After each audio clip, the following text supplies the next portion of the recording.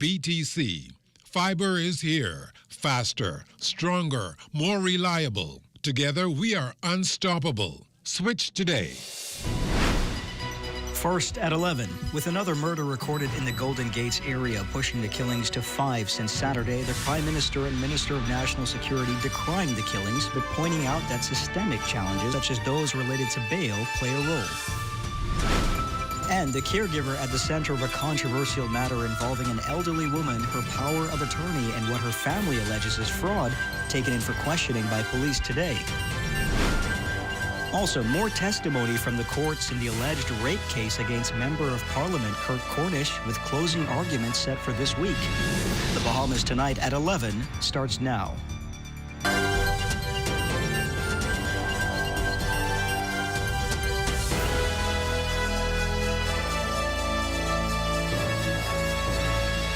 Good evening, everyone. I'm Royston Jones, and this is the Bahamas Tonight at 11. Thank you so much for tuning in.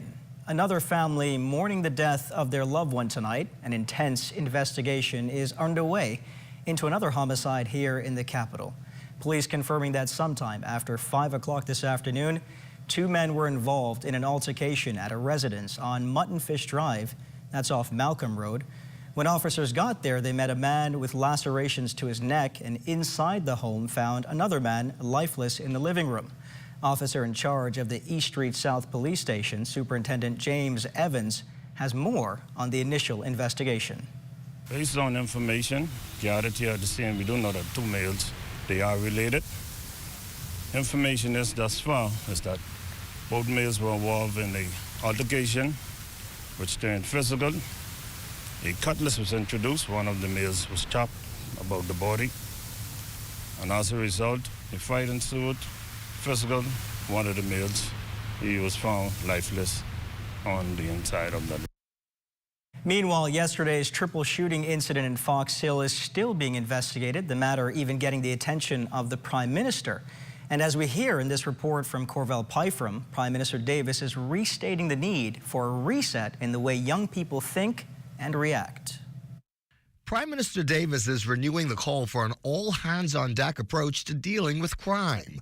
Calling yesterday's fatal triple shooting in the Fox Hill community worrisome, Mr. Davis says it's time to find more effective ways of reaching the nation's youth. But he acknowledges that the retaliatory nature of these killings make them difficult. And whenever it's retaliatory, it's very challenging to prevent. Saturation patrol is out there. A number of these areas and persons are being disrupted, but yet still they find a way to exact what they want to. And it's very troubling, and the time has come for us to find ways and means of resetting the minds of our young people. The intended target of yesterday's shooting, a man who's on bail and being electronically monitored. Police Commissioner Clayton Fernanda has expressed concern about the large number of young men on bail awaiting trial for serious offenses like murder. The Prime Minister is sharing those concerns and says while steps are being taken to remedy this problem, there will be no quick fix. These trials are taking more than 2 and 3 months. So if you have 170 trials that's outstanding, what does that mean? How many months? That's almost 10 years to clean it up. So we are looking at initiatives to try to respond to the fact that trials are not happening quick enough and the courts are overwhelmed. As it relates to speeding up the trial process, the Prime Minister points to more judges being added to the bench and the necessity for jury trials being removed as significant progress, though lots more work still needs to be done. So we've done some things to try to rein in the time and period, but again, change takes time to take root. And though those changes are in place, it's taking a bit of time to take root. But we think at the end of the day, we will beat this scourge. Monday's murders come just a week into the government implementing its latest phase of the crime-fighting strategy. Clear Hold Build is a multi-agency strategy that police use to tackle organized crime groups in communities. The program has been rolled out in the Angliston constituency with plans to take it elsewhere in the coming weeks. For the Bahamas Tonight, I'm Corvell Pyfram. Well, Fox Hill residents are also still trying to make sense of the brutal and callous killing of 3 men yesterday, sharing what they think should be done in the tragedy's aftermath. Some of them spoke with our Daniel Dean. Feelings of anger and exhaustion amongst Fox Hill residents as they recall Monday's triple homicide involving home police confirm are innocent victims at a makeshift car shop. One resident claims at least one of the victims was simply getting his car fixed. I'm very sorry to see something like that happen, but the people were on bail. I think they need to find a place for them to be. Send them on an out island where nobody is at. And I believe that the Bahamas would be more safer than what it is now. All you need to do is enforce the law of the land. At the end of the day, that same person was sitting on with them set of people could have been right here with us. And we end up getting pop up for no reason. J. Carl Ramming, pastor emeritus at St. Paul's Baptist Church, Fox Hill, considered a beacon of light for the community, adds the times have certainly changed. I grew up in this area just about 2 minutes away from here. I recall Dawson Street, that's where I born and grew up over 80 years ago. And of course, during my time, nothing like this. One resident raised the issue of police surveillance, claiming he senses less criminal activity when they patrol. Officer in charge of Fox Hill Urban Renewal, Assistant Superintendent Jermaine Adderley, confirms that police were indeed making their rounds. Not only the units was doing patrol, our own Commissioner of Police, along with the executive teams, was actually in proximity and so forth when it occurred. And that's the reason we had a rapid response to the scene. Commissioner of Police Clayton Fernander adamantly stated at Monday's crime scene that 178 men are being electronically monitored on bail, assuring police will continue to investigate whether the incident was gang-related. For the Bahamas Tonight, I'm Danielle Dean. With the country's murder count teetering over 100, National Security Minister, the Honorable Wayne Monroe, contends one killing is too much. Here's what he told reporters today when questioned about the rise in homicides. One is too much. There's no acceptable number of murders. And it's as simple as that. It's a record of the number of times a Bahamian generally has been unkind and inhuman to another Bahamian. Every murder is that. A Bahamian born and bred here, generally. From birth to about 18 to 25, deciding that he is going to take a life. And we gave birth to that person as a country. We presided over their upbringing to that point. The Royal Bahamas Defense Force recently inaugurated the Bahamas Unmanned Systems Academy at HMBS Coral Harbor. This academy will elevate the nation's expertise in unmanned technologies and strengthen its security framework. The academy will provide specialized training for personnel in operating advanced aerial and underwater drones that will be essential for law enforcement, search and rescue operations, and environmental monitoring. Commodore Raymond King emphasized the program's critical role in bolstering national security and combating crime, declaring that the academy not only enhances the Defense Force's capabilities, but also positions the Bahamas as a leader in unmanned systems in the region. Over in Grand Bahama, the plot thickens in the saga of Murphy Knowles and the Carey family. Grand Bahama Police confirmed that Murphy Knowles has been in police custody since this afternoon for questioning. Just 6 days ago, our ZNS Northern Service team breaking the story of Ingrid Carey, which alleges that the power of attorney and the elderly woman was signed over to her caretaker, Murphy Knowles. This led to an outraged community protesting in front of the elderly care facility. Shalia Roll of our Northern Service is following this story. I'm standing in front of Central Police Station, where right behind me, Murphy Knowles, the proprietor of Home Away from Home, is being questioned in relation to fraud complaints. You have to fix this. It has to be fixed. Our ZNS News team speaking with Assistant Commissioner of Police Shanta Knowles on the latest development. She says Knowles was picked up and brought into custody around 10 a.m. on Tuesday morning. I have Ms. Knowles, Murphy Knowles, in custody in connection with a fraud investigation. As you are aware, the country became aware of a complaint that had been made to our department, and the incidents that occurred here on Grand Bahama last week. Now to recap, last week Philippa Carey, the daughter of Ingrid Carey, told ZNS Northern Service Murphy Knowles had the power of attorney over her mother, which also included Carey's home, NIB, and pension. Fast forward, following days of protests and public outcry, this led to Sharon Thompson, the sister of Ingrid Carey, stepping up to show that she has the power of attorney over her sister since 2011, which concluded with the release of Ingrid Carey from the assisted living facility. In an interview last night, the family representative said that since the release of Carey, more questions than answers arise about the facility. There's been a lot of brainwashing. So just take that and you let that land where you need to let it land.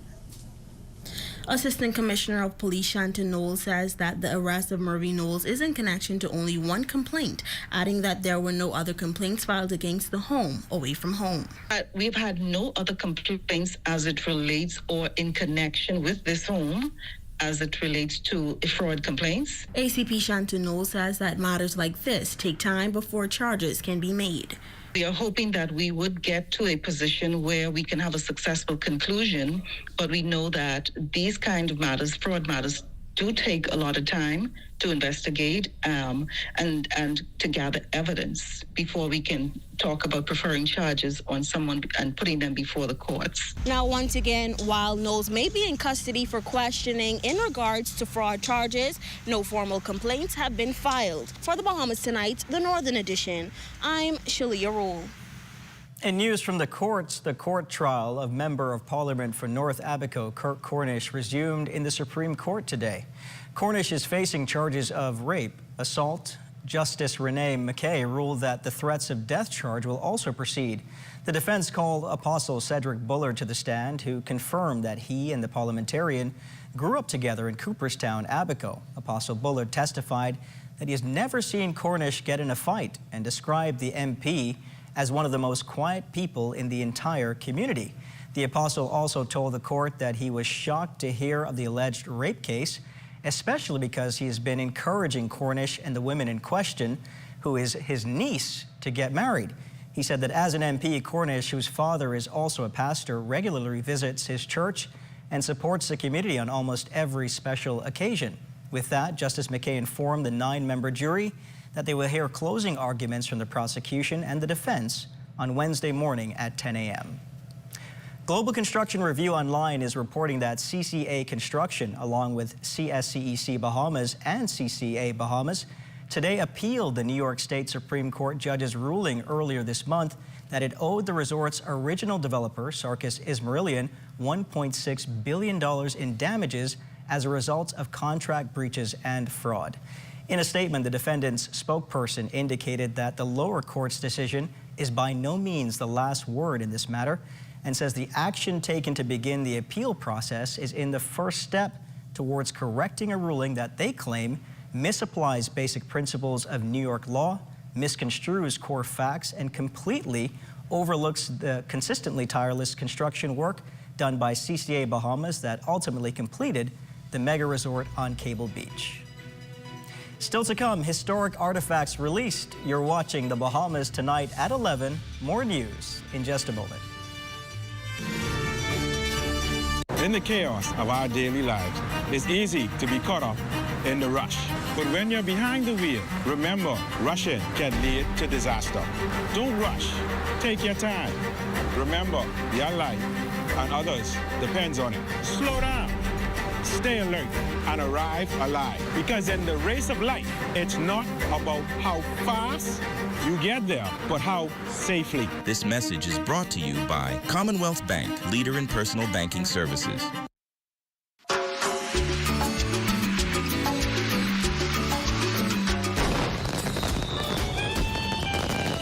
By JBI. Thank you for providing quality products for the Bahamian table for over 30 years. I really love all your products, but my favorite is the kidney bean with coconut milk. I use this with my peas and rice. I use it in my vegetable soup. I use this in my pea soup and dumpling. I love it. It has a wonderful flavor. So, On your 30th anniversary, I just want to wish you all the best and make millions. I absolutely love the products that you guys have. My favorite has to be the coconut water because it tastes just like coconut water at home. Proud JBI. Happy 30th anniversary, JBI. Keep doing what you're doing, and I hope you have another 30 years. Thank you, Bahamas. This portion of the news is brought to you by Bahamas Striping Group of Companies. Ancient artifacts of the indigenous Arawak Lucayans were on display in the Senate today for students, visitors, and officials to view. A small ceremony marked the occasion, featuring official remarks and a live demonstration and performance from the Royal Bahamas Defense Force, Marching Band, and Rangers. Prime Minister, the Honorable Philip Davis, welcoming the return of the remains to its rightful place here in the Bahamas, while celebrating the Lucayans, whom he says were victims of colonial interference. They'd been here for hundreds of years, thriving, celebrating, and burying their loved ones with reverence in the caves of these islands. Yet, they were also the first to suffer the devastation brought by colonial encounters. While DNA studies show no biological link between them and the present-day Bahamians, their spirit and influence echo through our culture, guiding us in ways that transcend more than lineage. The artifacts arrived in the capital yesterday. Among them were different parts of the human skeletal remains that are said to have been preserved for hundreds of years. Scores of people lined Bay Street, hoping to snag a look at the bones and also celebrating a milestone for the country. This return was made possible through the 1990 Native American Graves Protection and Repatriation Act, a law that mandates in the United States institutions to return remains and sacred artifacts to their communities whenever and wherever possible.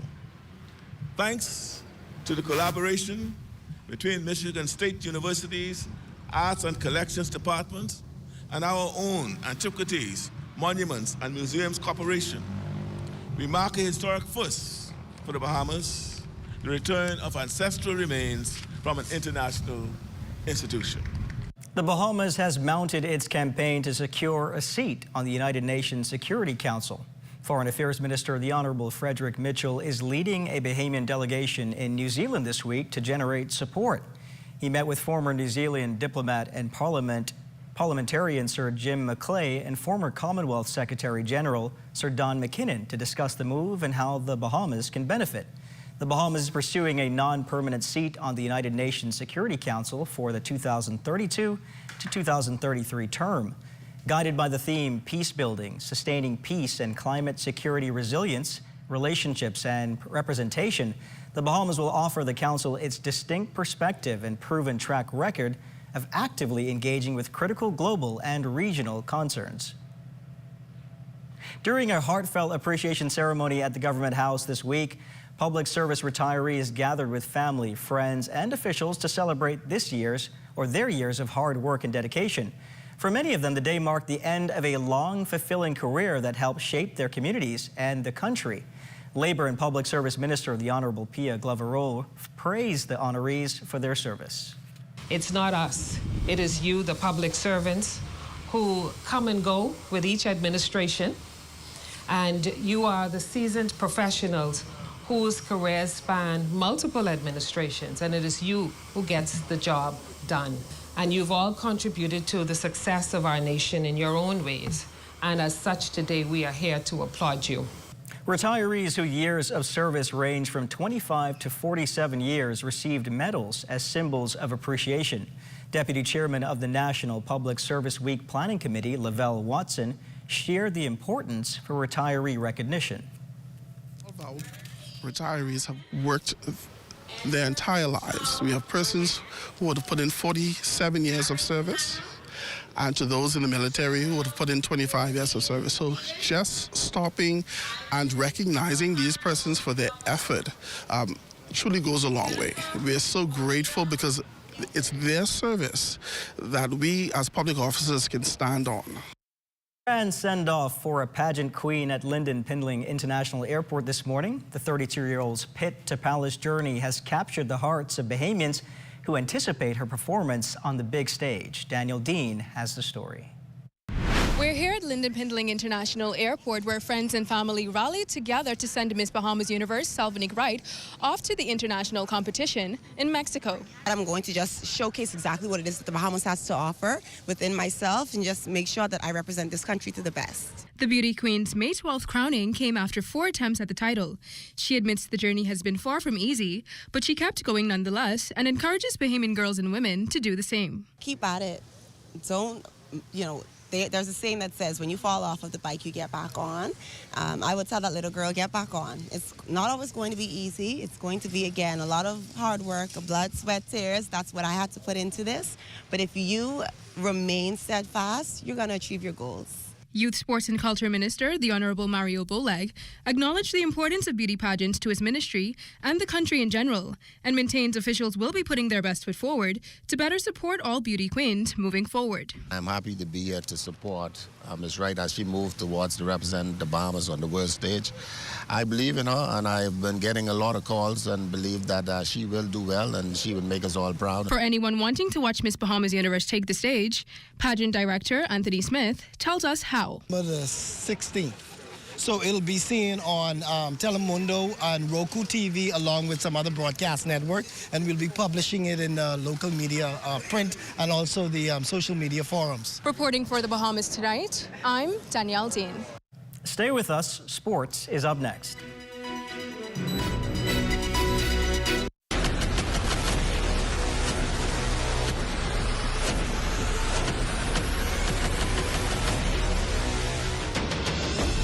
A decade ago, the Bahamas Striping Group of companies was birthed out of a passion to change the way we travel.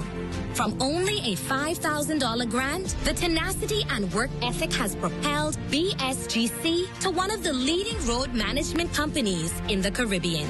We pride ourselves on going the extra mile where others won't, through the use of our state-of-the-art equipment and our certified team. Although the success is commendable, the road has been long. Yet, the mission continues in striving to be a world-class organization ran by Bahamians for Bahamians. With the help of our experienced and hardworking team, we at the Bahamas Striping Group of companies are committed to making a difference, one road at a time.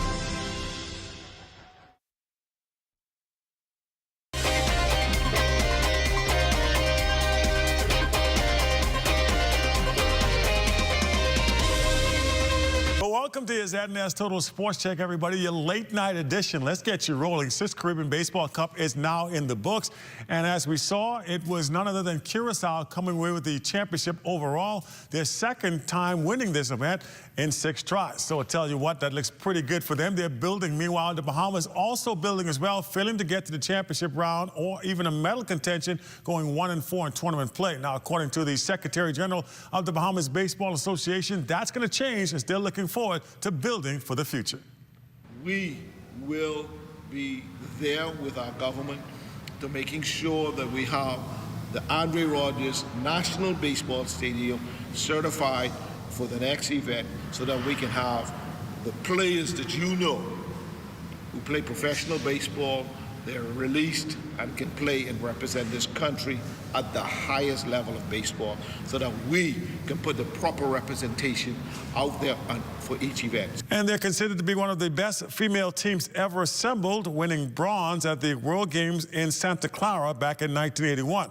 That squad will be honored during Sports Month as we hear more from Charles Fisher. 43 years later, no other female team in any sport has achieved what these ladies did. Daisy Walker, Linda Ford, Naomi Ellis, Debbie Forbes, Candice DeGregory, Denise Rackley, Oriel Wood, Cipriana McKinney, Cynthia, Mother Pratt Moxie, Audrey Sayers, Kay Moxie, John Poitier, Nancy Russell, Sherlyn Bain, Ernestine the Big Horse Butler, Cheryl Turnquest, and Carolyn Ferguson. The team was managed by Bobby Baylor Fernanda. The coaches, Godfrey Gully Pinder, Charlie Mortimer, and Alfred Ali Culmer. Congratulations to everybody who's still around. For those who have passed on, we still send our condolences, and they were part of the team as well. But we're very grateful that the minister and the ministry has taken the initiative to take us to this level, because it's always good to know that we still can see our comrades after so many years. And it's just a good feeling to know that we still can be alive and enjoy life. We've been the best. Trust me, we've been the best. 1981 was the best year in softball internationally that I think we played. And we had some master ball players. Everybody has played their best. We had some super games. I mean, it was such a... I just can't explain it. It was just a great feeling. Just a great feeling to know that everybody's still here and feel appreciative of what we have done back in 1981. The big picture, horse, Ernestine, glad to still be alive to celebrate their feat. Well, I feel very, very proud to know that they have finally recognized us after all these years from 1981. We have come third in the world, and it was not an easy win. It was rough, it was hard, but I thank God to know that some of us are still here, and for those that passed on, we're still going to recognize them. Oreo Wood Knowles, too, thanking those for recognizing them. Long time coming, but we thank God that it's come. And we have about 4 or 5 ladies on this team that are now International Softball Hall of Famers. And we thank God for that as well. Congrats to the ladies who will always be a part of Bahamian history. For ZNS Total Sports, I'm Charles Fisher. And that's it. You check on sports for you here on this Tuesday. Of course, we do have weather just ahead. Stay with us.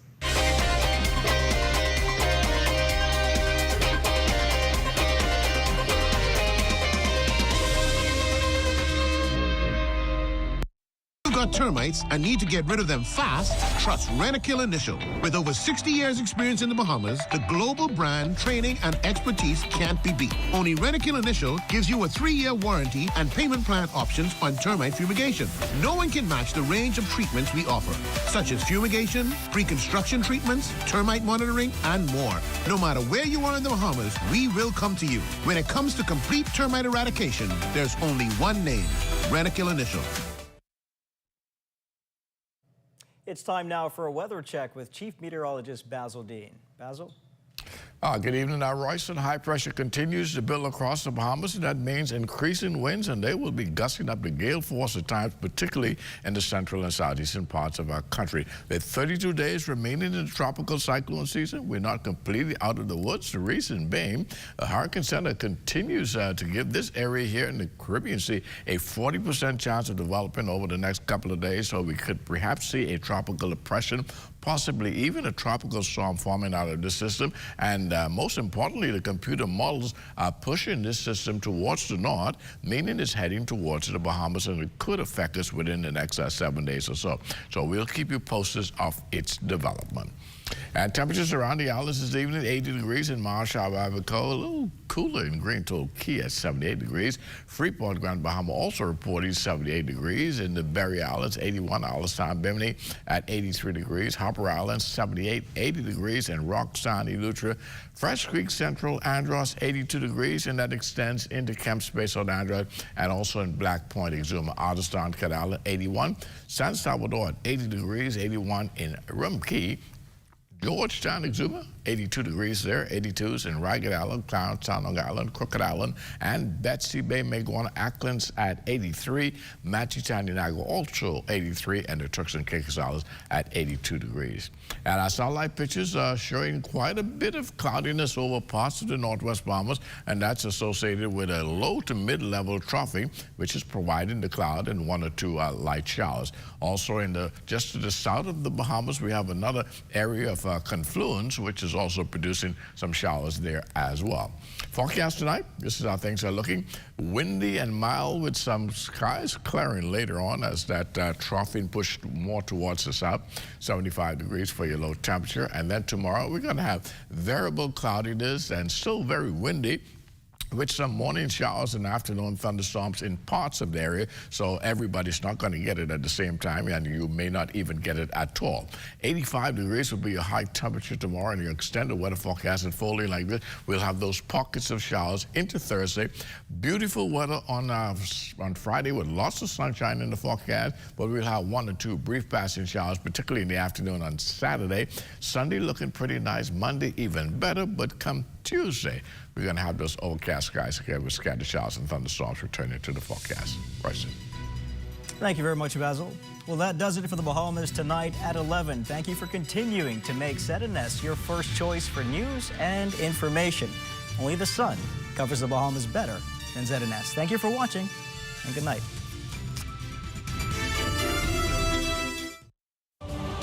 At the Office of the Prime Minister, I'm Devontae Hanna.